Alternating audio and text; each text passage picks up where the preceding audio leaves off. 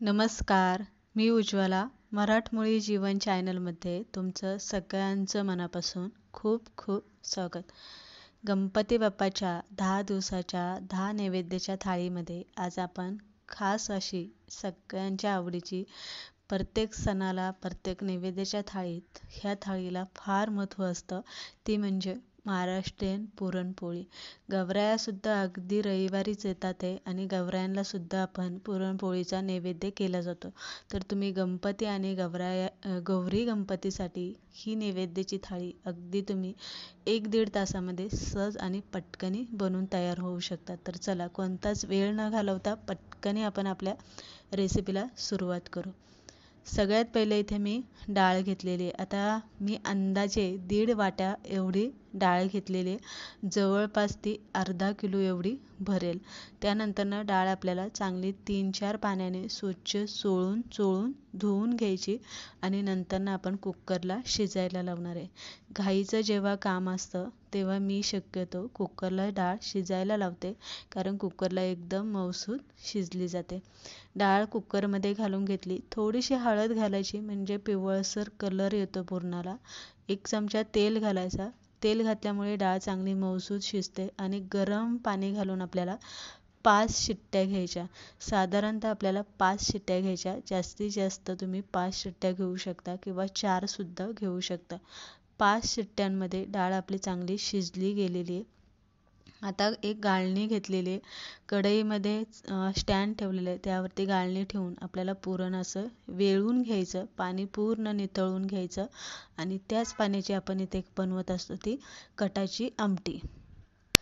पुरण बनवताना ना, पुरण वाटायच्या वेळेस जेव्हा आपण चाळणीतून वाटून घेतो तेव्हा जर अखंड डाळ तशीच राहिली तर आपल्याला पुरण वाटायला खूप त्रास होतो.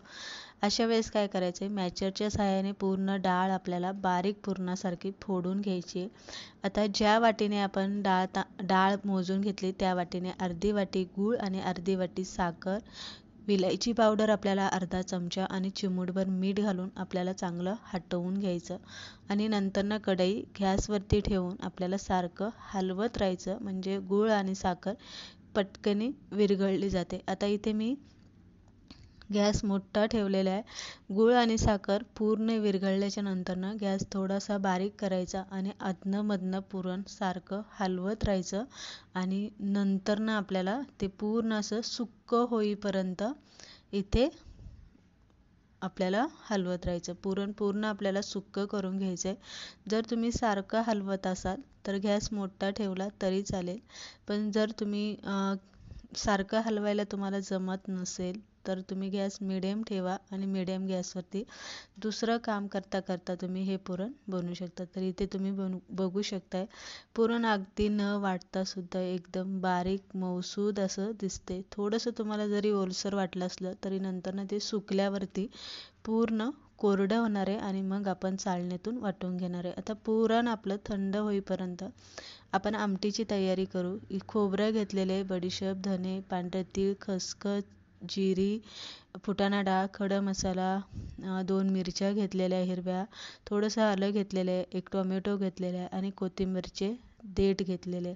आता ही आपण सात्विक थाळी बनवते, त्यामुळे इथे कांदा लसणाचा वापर अजिबात आपण इथे केलेला नाही. सगळ्यात पहिलं आपल्याला खोबरं भाजून घ्यायचं आणि नंतरनं बाकीचे जे आपण खडं मसाल्यातले साहित्य घेतलेले ते आपल्याला यामध्ये घालून गव्हळे आपल्याला हे भाजून घ्यायचं. भाजल्याच्या नंतरनं आपल्याला ते काढून घ्यायचं आणि नंतरनं आपल्याला जे आपण टोमॅटो घेतलेला आहे, थोडंसं आलं घेतलेलं आहे, हिरव्या मिरच्या, कढीपत्तासुद्धा वाटणामध्ये तुम्ही इथे घालू शकता. अर्धा चमचाभर मीठ घालायचं आहे आणि पळीभर तेल घालून आपल्याला हा ओला मसाला चांगला शिजवून घ्यायचा. तर हा झाला आपला ओला मसाला चांगला आपण तेलामध्ये परतून घेतलेला आहे. तर इथे गार करायला ताटामध्ये काढून ठेवलेला आहे. मसाला गार झाल्याच्या नंतरनं आपल्याला तो मिक्सरला वाटून घ्यायचा. गरम मसाला वाटू नका, नाहीतर मिक्सरच्या ज्या फिरक्या असतात त्या खराब होण्याची शक्यता दाट असते. मसाला गार झाला की सगळ्यात पहिला आपल्याला कोरडा जो मसाला आपण खडा मसाला घेतला आहे तो आपल्याला वाटून घ्यायचा. पाणी न घालता वाटायचं आहे. पाणी न घालता वाटल्यामुळे काय होतं, खोबरं आणि खसखस जी असते ना ती पूर्ण बारीक होते. आता आपण कोरडा वाटून घेतलेला आहे. नंतर ना त्यामध्ये ओला मसाला घालून ते पाणी घालायचं आहे आणि एकदम बारीक असा आपल्याला हा मसाला इथे वाटून घ्यायचा आहे. ज्या मसाल्यामध्ये आपण मसाला भाजून घेतला त्याच मसाल्यामध्ये पळीभर तेल घातलेले. तेल गरम झालं की जिरी मोहरी घालायची आणि 1 चमचा बेडगी मिरची आपल्याला तेलामध्ये सगळ्यात पहिलं घालायचं आणि लगेच केलेला मसाला यामध्ये घालून घ्यायचा, म्हणजे मसाला आपला जळत नाही. आता बाकीचे यामध्ये तुम्ही कोणते मसाले घालू शकतात. हळद घाला, हिंग घाला, धने पावडर घाला. मिक्स मसाला जर एकत्र खडे मसाला करून तुम्ही जर एखादा मसाला बनवला असेल तर तो तुम्ही येथे घालू शकता. फक्त ज्या मसाल्यामध्ये कांदा लसणाचा वापर आहे ते मसाले तुम्ही इथे वापरू नका. मसाला चांगला तेल सुटेपर्यंत आपल्याला परतवून घ्यायचा आणि नंतर आपल्याला डाळीचं जे पाणी ते पाणी आपल्याला यामध्ये घालून घ्यायचं. आमटी इथे तुम्हाला किती पातळ किंवा घट्ट पाहिजे त्यानुसार तुम्ही पाण्याचं प्रमाण कमी जास्त करू शकता. चवीप्रमाणे मीठ घालायचे, कोथिंबीर घालायचे आणि आमटीला एक चांगली उकळी घ्यायची. आता आमटी आपली उकळेपर्यंत तोपर्यंत आपण पुरण इथे तुम्ही बघू शकता. जेव्हा आपण बनवलं तेव्हा ते ओलसर वाटत होतं, पण पुरण आता सुकल्याच्या नंतरनं गार झाल्याच्या नंतरनं पूर्ण कोरडं वाटते. चाळणीतून मी पुरण इथे वाटून घेते. तुम्ही पाट्यावरती सुद्धा वाटू शकता किंवा पुरण यंत्र जर असेल त्यामध्ये सुद्धा वाटून घेऊ शकता. आता तुम्ही इथे बघू शकता आपली डाळ जी आहे ना ती इतकी बारीक अशी वाटली गेलेली आहे की अगदी वाटायची सुद्धा गरज नाही. इतकं छान असं पुरण आपलं इथे बनून तयार झालं होतं. पुरण असं एका ताटात काढून जरासं असं पांगून ठेवायचं, म्हणजे चिकट अजिबात होत नाही. पुरण वाटेपर्यंत आमटीसुद्धा आपली चांगली उकळली गेलेली, छान तरी आणि कलर मस्त आलेला आहे. तर ही झाली आपली आमटी बनवून इथे तयार. आता दुसऱ्या भांड्यामध्ये आपण आमटी काढून ठेवणार आहे, कारण तीच कढई आपण पुढे जाऊन दुसऱ्या याच्यासाठी वापरणार. आता अळूची वडी आपण इथे बनवून घेणार आहे. अळूच्या पानांना पाठीमागचे देठ काढून चांगले धुवून लाटण्याने जरासा लाटून घेतलेले, म्हणजे शिरा मोडून जातात. इथे घेतलेले बेसन पीठ, ओवा घालायचा आहे, पांढरे तीळ भरपूर घाला, बडीशेप थोडी घाला, धने घाला आणि यामध्ये जिरी घालून घ्या. हळद हिंग घाला, लाल तिखट घाला, मिक्स मसाला जो असतो तो घाला, साखर 2 चमचे घाला, चवीप्रमाणे 1 चमचाभर मीठ घाला आणि चिंच गुळाची चटणी 2 चमचे तुम्ही इथे घालू शकता. त्यानंतर यामध्ये पाणी घालायचे आणि घट्टसर असं आपल्याला हे पीठ इथे घालून घ्यायचं. आता आपल्या वडीला जास्त चव येण्यासाठी मी इथे डेसिकेटेड कोकोनट पावडर जी असते, खोबऱ्याची जी सुक्का किस असतो, 2 चमचे तो किस मी यामध्ये घालून घेतलेला आहे आणि घट्टसर असं पीठ इथे खलून घेतलेलं आहे. पीठ खलून झालेलं आहे. कढईमध्ये पाणी आणि चाळणीला थोडंसं तेल लावून घेतलेलं आहे, म्हणजे वडी चिटकणार अजिबात नाही. सगळ्यात मोठं पान आपल्याला इथे ठेवून घ्यायचं पालतं. सगळीकडे कडेमेरेने आपल्याला पीठ चांगलं लावून घ्यायचं. 4 किंवा 5 पानांचा थर तुम्ही इथे लावू शकता. जर अळूची पानं जर मिडियम साईजची असेल, बारीक असेल तर 5-6 लावू शकता. मोठे पानं असेल तर अगदीच तुम्ही 4 किंवा 5 पानांचा थर इथे लावू शकता. त्यापेक्षा जास्त पानांचा थर लावू नका, नाहीतर वडी खूप मोठी होते आणि पटकनी मग ती शिजली जात नाही आतपर्यंत. सगळीकडून आपण इथे पीठ लावून घेतलेले. आता अनेकदा काय होतं, अळूची वडी आपण किती व्यवस्थित बनवली तरी तेलामध्ये तळताना अनेक जणींची वडी सुटली जाते. 3 बाजूनी आपल्याला वडी अशी दुमटून घ्यायची, पुढच्या बाजूनी वडी अजिबात दुमटायची नाही आणि व्यवस्थित रोल असा घट्टसर दाबून बनवून घ्यायचा. तर 2 रोल आपल्या इथे सेम सारख्या आकाराचे बनून तयार झालेले. 10 मिनटं आपण इथे वडी शिजायला लावली. आता वडी आपली शिजेपर्यंत आपण इथे पुरणपोळीसाठी पीठ मळून घेणार आहे. गव्हाचं पीठ घेतलेले.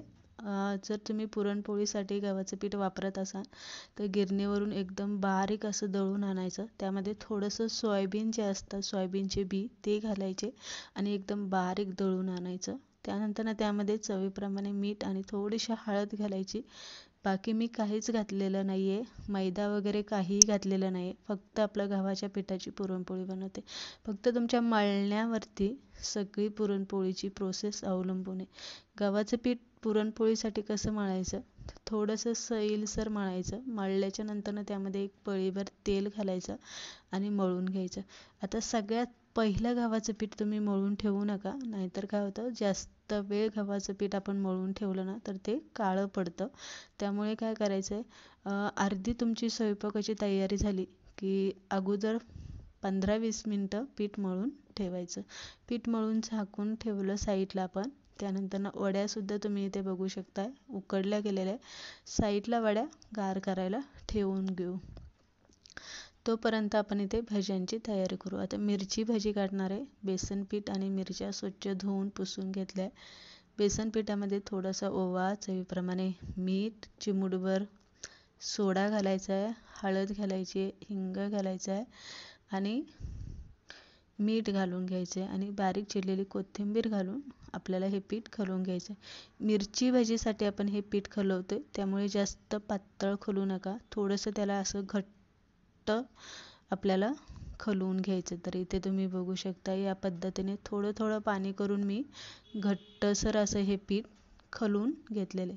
आता आपलं पीठ खलवून तयार झालेले. मिरचीची आता तयारी करू. आता मिरची आपण इथे छोटी जी तिखटवाली असते ना ती मी इथे घेतलेली, कारण बेसन पिठामध्ये आपण मिरची अजिबात वापरलेली नाही आहे पीठ खलवताना. मिरचीला अशा मध्ये चिरा द्यायचा आहे, मीठ घ्यायचं, थोडीशी हळद आणि हिंग घेऊन मिक्स करायचं आणि मिरचीमध्ये असं भरून घ्यायचं. त्याचं कारण तुम्हाला सांगते, मिरची खाताना आळणी लागत नाही आणि दुसरी गोष्ट म्हणजे मिरची तिखटसुद्धा लागत नाही. तर इथे झालं आपला मीठ आणि हळद भरून तयार, साईडला ठेवून देऊ. आता गणपती बाप्पा म्हटलं की बाप्पाच्या आवडीचे मोदक आलेच. तर इथे पुरणाचे आपण मोदक करून घेऊ. पुरणाच्या मोदकाला पण तितकंसंच महत्त्व असतं. एक चपाती लाटून घ्यायची आपल्याला पातळ, वाटी घ्यायची, वाटीने छोट्या छोट्या आपल्याला पुऱ्या कट करून घ्यायच्या या साईजने. बरोबर मी 7 पुऱ्या आपल्या इथे झालेल्या आहे. म्हणजे आपण 7, 5, 11, 21, 51 असे मोदक दाखवत असतो. पुरीमध्ये आपल्याला पुरण भरायचे. छान अशा या पद्धतीने तुम्ही कळ्या पाडू शकता आणि कळीचे आपले पुरणाचे मोदक बनवून तयार झाले. बघू शकता छोटे छोटे बनवायचे, जास्त मोठेही बनवू नका, किंवा या पद्धतीने सुद्धा तुम्ही पटकन मोदक बनवू शकता. तर हे झाले आपले पुरणाचे मोदक बनून तयार झालेले. लगेच आपण इथे तळून घेणार आहे. तळताना तेल चांगलं तापवायचं आणि नंतरनं थोडासा गॅस मोठा करायचा. हे काय मोदक पटकन तळले जातात, कारण पुऱ्या आपण पातळ लाटून घेतलेले असतात आणि आतमध्ये काही सारण वगैरे काही नसतं. ते पुरीसारखं पटकन तळलं जातं आणि कुरकुरीत होत नाही. तुम्हाला एक गोष्ट सांगायची, कुरकुरीत करायला जाऊ नका, नाहीतर नंतरनं पुरण काय होतं, फुटलं जातं. मोदक असे पुरण आतमधनं फुटतात. गवळे गवळे असे सोनेरी कलर येईपर्यंत आपण इथे मोदक तळून घेतलेले. मोदक छान असे कलर येऊन द्यायचा, चांगले जरासा भाजवून द्यायचं आणि नंतरनं बाकीचे राहिलेले सुद्धा तुम्ही इथे तळून घेऊ शकता या पद्धतीने. तर हे झाले आपले बाप्पासाठी पुरणाचे मोदक बनून तयार झालेले. आता आपण बनवून घेणार आहे आळूची वडी, तळून घेणार आहे. छान अशी तळून घ्यायची. आळूची वडी जर तुम्ही तळणार असाल ना तर ती जास्त पातळ चिरायची नाही. तिच्या ज्या वड्या बनवताय त्या थोड्याशा जाड कट करायच्या. म्हणजे दुसरी गोष्ट काय होतं, आळूची वडी जास्त करपली जात नाही, चांगली कुरकुरीत तळली जाते आणि तेलामध्ये शक्यतो सुटत नाही. आता एवढं सगळं करूनही तुम्हाला असं वाटत असेल की माझी आळूची वडी तेलात सुटते, तर तळताना सुद्धा आपण एक चुकी करत असतो जी आपल्याकडून होत असते. तर इथे बघू शकता या पद्धतीने मी इथे चिरून घेतलेल्या आहे वड्या. आता आपण इथे तळून घेणार. तेल पहिलं चांगलं गरम करायचं. गरम तेलातच आपल्याला ही आळूची वडी सोडायची. गॅस मोठा ठेवायचा. 1 मिनिटभर आळूची वडी तळली गेली की मग आपल्याला गॅस मिडियम करायचा. हे सुद्धा तुम्ही टीप वापरली तर शक्यतो आळूची वडी मग सुटत नाही.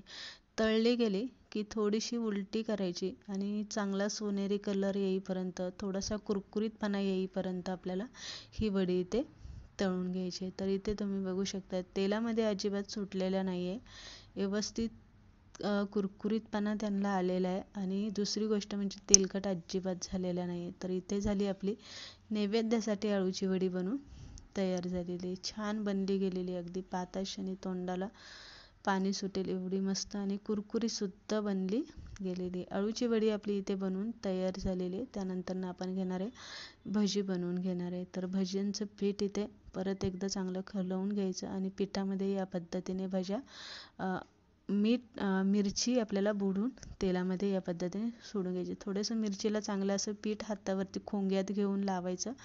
तेल चांगलं गरम असलं पाहिजे, नाहीतर भजी फुगणार नाही, चपटी होतात. म्हणून तेल आपल्याला चांगलं गरम करून घ्यायचं आणि गॅससुद्धा मोठा ठेवायचा आणि इथे भजी आपल्याला तळून घ्यायची. चांगली जरासा असा कुरकुरीतपणा येईपर्यंत, हलकासा सोनेरी गोल्डन कलर येईपर्यंत ही भजी तळून घ्यायची. तर इथे तुम्ही बघू शकता छान अशी टम अशी भजी इथे फुगली गेलेली. आता आपण तेलातनं काढून घेऊ. तेलातनं भजी काढताना गॅस आपल्याला मोठा करायचा आहे. 2 मिनिटभर चांगलं तापवून द्यायचं, म्हणजे भजी तेलकट अजिबात होत नाही. तर इथे तुम्ही बघू शकता अशा पद्धतीने आपण इथे आज मिरचीची भजी इथे बनवून घेतलेली. भजी आपली बनवून तयार झालेली, छान शिजली वगैरे गेलेली. आता आपण घेणार आहे सगळ्यात शेवटी म्हणजे पुरणपोळी. पुरणपोळी बनवायची म्हटलं की सगळ्यांनाच खूप टेन्शन येतं, कारण चपातीसारखी तिला लाटायची नसते कशी, कारण हलके आणि नाजूक हाताने ती करायची असते. परत एकदा थोडंसं तेल लावून घ्यायचं पिठाला आणि पीठ परत एकदा मळून घ्यायचं. गव्हाचं पीठ असल्यामुळे थोडंसं तेलाचा वापर इथे जास्त करावा लागतो. ही गोष्ट लक्षात ठेवा, कारण गव्हाचं पीठ जरासं जाडसर असतं, त्यामुळे तेलाचा वापर थोडासा पिठामध्ये जास्त करत असते मी. पीठ तुम्ही इथे बघू शकता किती छान भिजलं गेलेलं आहे, अजिबात काळं वगैरे पडलेलं नाही आहे, छान दिसते. आता इथे आपल्याला पुरणपोळी बनवून घ्यायची. मोठा एक लिंबू असतो ना, लिंबाच्या आकाराचा पिठाचा गोळा बनवून घ्यायचा. हातावरती या पद्धतीने तुम्हाला इथे दिसत असेल असं आपल्याला पारी करून घ्यायची. डब्बल पुरण भरलं ना तरी फुटणार नाही. पुरण तुम्हाला किती भरायचे त्या अंदाजानुसार तुम्ही यामध्ये भरू शकता, पण पिठापेक्षा जास्त कमी पुरण भरू नका. पिठापेक्षा थोडंसं जास्त पुरण भरण्याचा प्रयत्न करा. उंडा मात्र चांगला मळून बनवून घ्यायचा, व्यवस्थित जॉईन करून घ्यायचा. वरचं एक्स्ट्राचं पीठ निघालेलं काढून टाकायचं, नाहीतर काय होतं मधी पुरणपोळी जी असते ना ती जाड होते. आता लाटताना कडेने पुरणपोळी पातळ लाटून घ्यायची आणि शक्यतो हलक्या हाताने पुरणपोळी लाटायची. तुमची जर पुरणपोळी आणि गव्हाच्या पिठाची पुरणपोळी करताना पिठी मात्र तुम्हाला इथे मैद्याची वापरायची. गव्हाच्या पिठी अजिबात वापरायची नाही. मैद्याच्या पिठाची पिठी इथे तुम्हाला वापरून घ्यायची. पुरणपोळी लाटून झालेली आहे. भाजताना सुद्धा आपल्याला तवा हलकासा गरम करायचा, जास्त कडक असा गरम करू नका, नाहीतर काय होतं पुरणपोळी ही तव्याला चिटकली जाते आणि तिला असे काळे डाग पडतात. मिडियम गॅस ठेवायचा. मिडियम गॅसवरती पुरणपोळी छान भाजली जाते. खरपूस पुरणपोळी भाजून घ्यायची. तेल तूप तुमच्या आवडीनुसार तुम्ही इथे काहीही लावू शकता. तर इथे तुम्ही बघू शकता पुरणपोळीला कलर छान आलेला आहे. दुसरी गोष्ट म्हणजे पुरणपोळी कुठेही माझी फुटलेली दिसणार नाही आहे आणि टम म्हणजे अगदी पावासारखी गुबगुबीत अशी फुगलेली आहे. या पद्धतीने फक्त पीठ मळताना आणि पुरण करताना तुम्हाला ही काळजी घ्यायची आहे. ती काळजी जर तुम्ही घेतली, व्यवस्थित पीठ मळलं सैलसर, चांगलं मऊसूत, पुरण चांगलं बारीक आणि कोरडं केलं आणि लाटताना जर हलक्या हाताने कडेने लाटली, पातळ लाटली, तर या पद्धतीने तुमची सुद्धा मऊ लुसलुशीत होणार. पुरणपोळ्या आपल्या बनवून तयार झालेल्या. आता आपण थाळी बनवून घेऊया. सगळ्यात पहिला मान असतो थाळीमध्ये तो भात ठेवून घेतलेला आहे. दुधाची वाटी ठेवलेली आहे. झणझणीत अशी गरमागरम आमटी इथे आपण ठेवून घेतलेली आहे. मोदकाला आज आपण मान देतोय. सगळ्यात पहिला मान आपण मोदकालाच द्यायला पाहिजे नव्हता. मोदक ठेवून घ्यायचे, अळूची वडी ठेवून घ्यायची, भजी आपल्याला इथे ठेवून घ्यायची आहे. त्यानंतर बटाट्याची भाजी आपण नेहमी बनवतो अगदी तशीच इथे बनवून घेतलेली आहे. याच्या पहिलीसुद्धा मी खूपदा बटाट्याची भाजी कशी बनवायची, फक्त हिरव्या मिरच्या, आलं आणि जिरीचा ठेचा करून घ्यायचा, बटाटे उकडून घ्यायचे आणि मस्त ठेचा परतून कोथिंबीर, कढीपत्ता, हळद, जिरी, मोहरीची फोडणी देऊन बटाट्याची भाजी बनवून घ्यायची. छान कुरडई, पापडी, गरमागरम पोळ्या ठेवून घेतलेल्या. अशा पद्धतीने आजची आपली चौथी थाळी बनून तयार.